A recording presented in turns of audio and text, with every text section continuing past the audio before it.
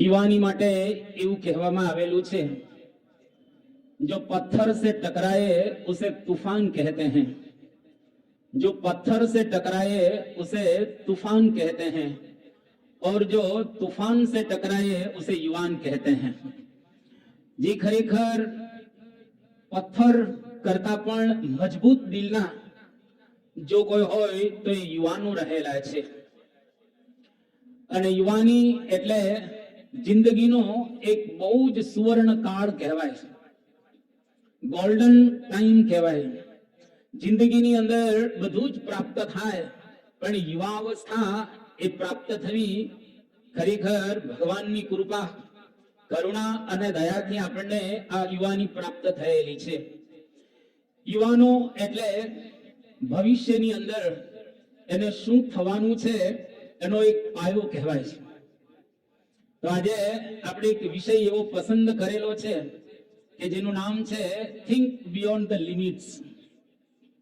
एटले के तमारी केपेसिटी, तमारी शक्ति एना करता थोड़ुंक वधारे विचारो, एना करता असीम विचार करो। बीजी भाषामां केवुं होय तो गजा उपरांत विचार करो अने जे विचार अत्यारे करशो ए खरेखर भविष्यनी अंदर ચોક્કસ साकार थशे। એટલા માટે જોન રસ્કિન જે એક બહુ સારા અંગ્રેજ કવિ, એમણે એવી વાત કરી કે વિચાર શૂન્યતા એ આજના જમાનાની અંદર મોટામાં મોટી સાર્વજનિક આપત્તિ રહેલી છે। અત્યારે હજારો પ્રકારની આપત્તિઓ છે પણ મોટી જો કોઈ આપત્તિ હોય, મુશ્કેલી હોય તો એ રહેલી છે કે આપણા જીવનની અંદર આપણે વિચાર નથી કરતા, વિચાર શૂન્યતા। જો વિચારનું તમે વાવેતર કરશો તો એમાંથી તમે કર્મ લણશો, જો કર્મનું વાવેતર કરશો તો એમાંથી ટેવ લણશો, ટેવનું વાવેતર કરશો તો એમાંથી ચારિત્ર લણશો અને ચારિત્રનું વાવેતર કરશો તો એમાંથી તમે ભવિષ્ય લણી શકશો। એટલે વિચાર જેના દ્વારા આપણું ભવિષ્ય એક નક્કી થઈ રહેલું છે। એટલા માટે ઇમ્યુઅલ કાન્ટ રશિયાના બહુ જ મોટા તત્વચિંતક અને દુનિયાની અંદર એનું બહુ જ મોટું નામ ફિલોસોફર્સ બધા ગણવામાં આવે તો એની અંદર આ ઇમ્યુઅલ કાન્ટ એનું મોટું નામ કહેવાય। એનું એક પ્રસિદ્ધ વાક્ય છે કે થિંક એન્ડ ગ્રો રીચ। તમે વિચારો અને સુસમૃદ્ધ બનો। જેને સુસમૃદ્ધિ પ્રાપ્ત કરવી હોય, જેને દુનિયા હલાવવી હોય એને સૌથી પહેલા વિચાર કરવો પડે। તમે જૈન સંપ્રદાયના એક ગુરુનું નામ સાંભળ્યું હશે જેનું નામ છે શ્રીમદ રાજચંદ્ર। ગાંધીજીના 3 ગુરુ હતા, એક રસ્કિન, બીજા આ શ્રીમદ રાજચંદ્ર અને ત્રીજા ટોલ્સ્ટોય। જ્યારે જ્યારે ગાંધીજીને તકલીફ પડતી, એને કશું સૂચતું ન હતું, વિમાસણમાં ગાંધીજી જ્યારે પડી જાય ત્યારે કોકનું માર્ગદર્શન લેતા હતા અને એ આ શ્રીમદ રાજચંદ્ર। એની નાની ઉંમર હતી પરંતુ જબરજસ્ત પોતે વિચાર શક્તિ ધરાવતા હતા। એ શ્રીમદ રાજચંદ્રજી એવું બોલે છે, કર વિચાર પામ તું। તારે જો કંઈક પામવું હોય તો વિચાર શાંતિથી કર અને જો તું વિચારીશ તો તું પામી શકીશ। એટલા માટે આપણા જીવનની અંદર વિચાર ખૂબ અગત્યનો રહેલો છે। એટલે વિલિયમ હેઝિલટ એનું એક પ્રસિદ્ધ વાક્ય છે, great thought reduce to practice become great acts. જો મહાન વિચાર એને પ્રેક્ટિસમાં મૂકવામાં આવે તો ખરેખર એક મહાન કર્મ આપણા જીવનની અંદર આપણે કરી શકીશું। પરંતુ જો વિચારને પ્રેક્ટિસમાં મૂકવામાં નહીં આવે તો આપણે કોઈ દિવસ મહાન કર્મ કરી નહીં શકીએ અને નોર્મલ માણસની જેમ આપણે પણ આ લોકમાંથી વિદાય લઈ અને જશું। જે દુનિયાની અંદર અત્યારે 2.5 લાખ માણસો પર ડે જનરલ પબ્લિકની જેમ મૃત્યુ પામી રહેલા છે, એવા આપણે નથી થવું। આપણી પાસે જબરજસ્ત તાકાત છે, વી હેવ ટ્રીમેન્ડસ પાવર।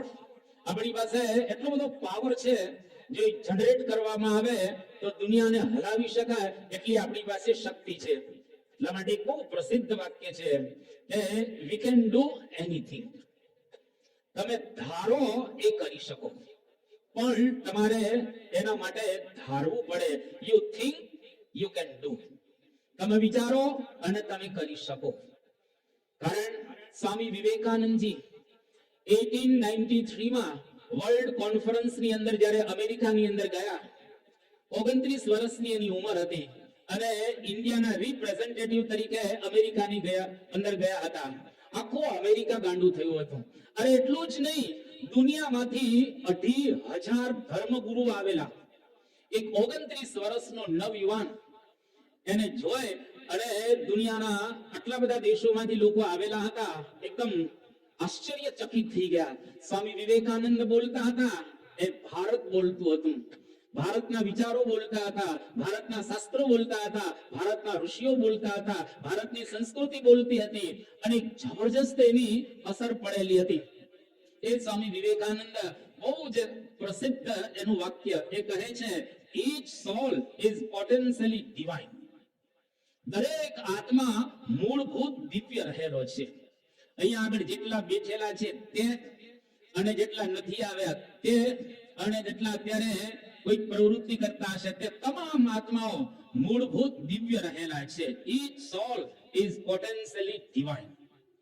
આ જ વાતને ભગવાન સ્વામિનારાયણે બે વચનામૃતની અંદર કહેલી છે. પ્રથમનું 57મું વચનામૃત, જેની અંદર ભગવાન સ્વામિનારાયણ એવું કહે છે, જીવ તો અતિ સમર્થ છે, એ ધારે તે કરી શકે. મધ્યના 33મા વચનામૃતની અંદર ભગવાન સ્વામિનારાયણ કહે છે, આ દેહે કરીને ન થાય એવું શું છે? આ દેહે કરીને તમામ વસ્તુ આપણે કરી શકીએ, પણ જો વિચાર કરીએ તો માણસને પોતાની જાતની અંદર વિશ્વાસ પેલા હોવો જોઈએ કે હું કરી શકીશ. Self trust is the first. એટલા માટે એ કહ્યું કે સેલ્ફ ટ્રસ્ટ, તમને પોતાનામાં વિશ્વાસ હોવો જોઈએ કે હું કરી શકીશ.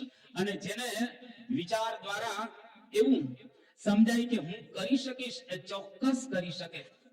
તમે કદાચ અમેરિકાના એક બહુ જ one of the best industrialist જેનું નામ હેનરી ફોર્ડ, એને ફોર્ડ કોર્પોરેશનની સ્થાપના કરી. હેનરી ફોર્ડે પહેલી જ્યારે ગાડી બનાવેલી, લોકોને વિશ્વાસ નહોતો આવ્યો અને એમાં પેલો રિવર્સ ગેર ભૂલી ગયા હતા. પ્રેસ રિપોર્ટરને કહ્યું કે ગાડી ઉપર તમે બેસો, તો બેસવા ના પાડી દીધી કે મારે આવી ગાડીમાં બેસવું નથી. હેનરી ફોર્ડે બહુ સરસ એક વાત કરી કે જેને પોતાની જાતમાં વિશ્વાસ ન હોય એને ભગવાનમાં વિશ્વાસ ન હોય. ફરી, જેને પોતાની જાતમાં વિશ્વાસ ન હોય એને કોઈ દિવસ ભગવાનમાં પણ વિશ્વાસ નહીં થાય. એટલે સૌથી પહેલા આપણને આપણી જાતમાં વિશ્વાસ હોવો જોઈએ કે હું કરી શકીશ.